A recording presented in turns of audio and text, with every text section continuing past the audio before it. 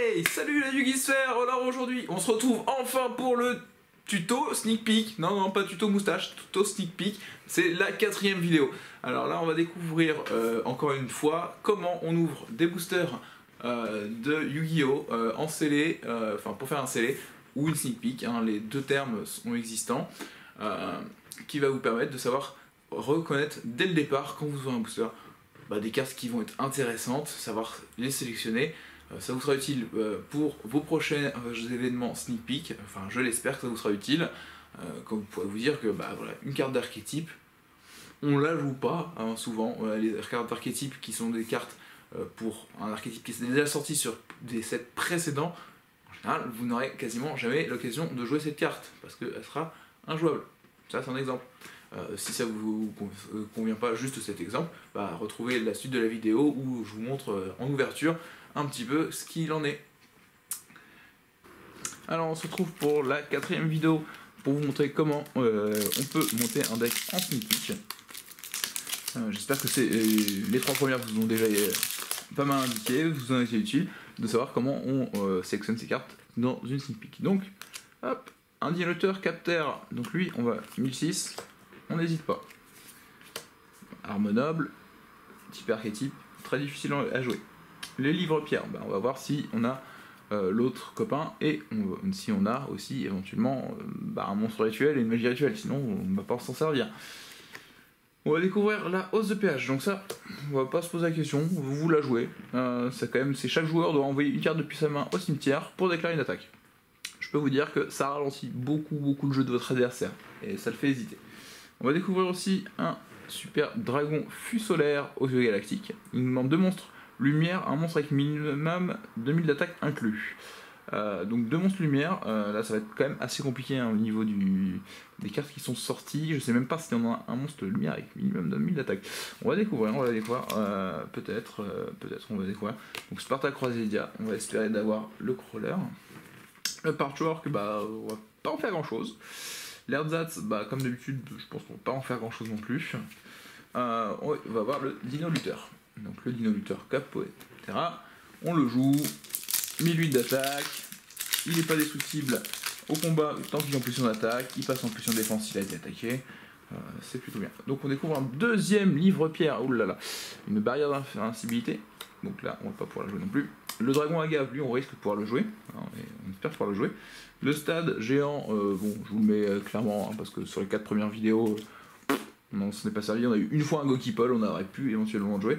On va voir le Orcust bombardement de cuivre. Donc là, on a enfin un Orcust. Donc on va le jouer. Il a 1009 de défense quand même. On va le jouer, ça sera toujours ça, toujours cette prix. Fall Go, justice, merceurure. Donc, effectivement, on va pas avoir de merceurure dans le set, hein. Mais ça ne nous empêche pas d'avoir quand même un bon monstre à 2004 qui dit aussi quand même, pour la partie qui vous intéresse, hein, si une ou plusieurs cartes contrôlées par votre adversaire sont détruites au combat ou par effet de carte, vous pouvez piocher une carte. Puis si vous contrôlez minimum 3 merceurures de noms différents, piochez 2 cartes supplémentaires. Bon, là malheureusement on n'a pas d'autres monstres merceurures, mais tout de suite on a quand même un gros pâté à 2004 qui sort avec 3 monstres. Par contre il faudra 2 types différents. Vu que vous êtes en sneak peek, là on a déjà un dino, on a une machine et un dino, donc ça va être déjà pas mal. On va avoir le DDD, la magie somptuaire salamandre, ça on va pouvoir la mettre de côté, et le crayon plume qui va avec le livre. Donc là on n'attend plus qu'un petit monstre rituel et une magie rituelle. Peut-être en faire quelque chose de ce crayon et autres. Voyons voir. Alors, le Prédaplast, on n'en fait toujours rien. Le brave, vous en ferez rien. Le Dino Lutteur roi, avec lutte, vous allez en faire quelque chose. C'est vraiment possible. Là, on a déjà 2 Dino Lutteurs, donc on aura une possibilité de peut-être l'invoquer. Alors là, il y a 2 cartes qui vont se suivre. C'est merveilleux, c'est exactement ce qu'il faut. On a l'autre consolation. Si un ou plusieurs monstres sont envoyés depuis la main au cimetière, ciblez-en un. Invoquez-le spécialement sur votre terrain. C'est pas mal ça, hein. Oui, parce que c'est ça, du coup, vu qu'on a des dangers, mince, on a raté l'effet du danger, et on l'invoque spécialement quand même. Donc le lot de consolation, c'est vraiment opti, hein, c'est vraiment une très bonne carte, même hors de la sneak peek, pour moi, ça va être une carte à jouer dans les decks danger. parce que ça vous permet d'avoir quand même votre danger sur le terrain gratuitement, et ça va surprendre un peu votre adversaire, je pense. Donc le patchwork, on n'en veut toujours pas. La fusion nécro, bah, ça dépendra. L'éternité galactique va rester toujours dans son éternité, hein, loin de votre deck de sneak peek. Là, le Suri, bah, vous allez le jouer. Hein, on va espérer d'avoir un petit peu d'autres cartes salamment grandes et que du coup il ait son intérêt quand même. Effectivement, là pour l'instant on n'a pas eu beaucoup de cartes qui sont entrées dans le deck, malheureusement pour l'instant. Donc le lutin tranchant mangeur de coton, on va le mettre de côté, on va voir.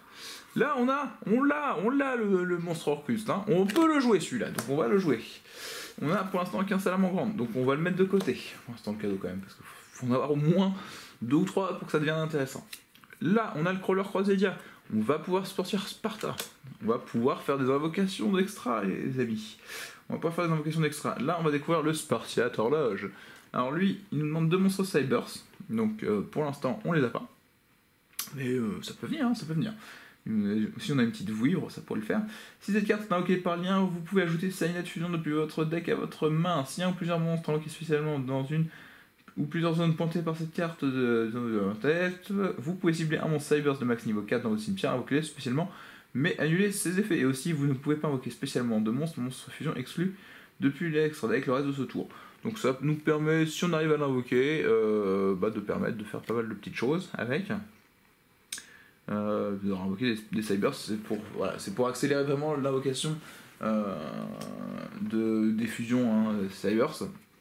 Ah, on va découvrir Morgane, l'enchanteresse d'Avalon. On va regarder un petit peu ce qu'elle fait. Lorsque votre adversaire active une ou plusieurs cartes ou effets tant que vous contrôlez un monstre chevalier noble et une magie d'équipement arme noble, vous pouvez envoyer cette carte depuis votre main au cimetière, détruire une magie d'équipement arme noble que vous contrôlez et si vous faites annuler l'activation. C'est plutôt pas mal. Par contre, malheureusement, là, on va pas s'en servir forcément. On va la mettre de côté parce qu'elle a 1600 de défense, donc dans le pire des cas, ça pourrait être pas mal. Le courant concentré, on va y aller. On a un Orcus, on peut le jouer. Oh là là, on a un rituel. Il nous manque la magie. Il nous reste un booster. Est-ce que dans notre booster, on a de la chance et on va jouer, du coup, les monstres rituels ou pas. La barrière. Ouf. Encore un livre. Décidément, ils veulent qu'on joue au rituel, qu'on joue au rituel, on espère.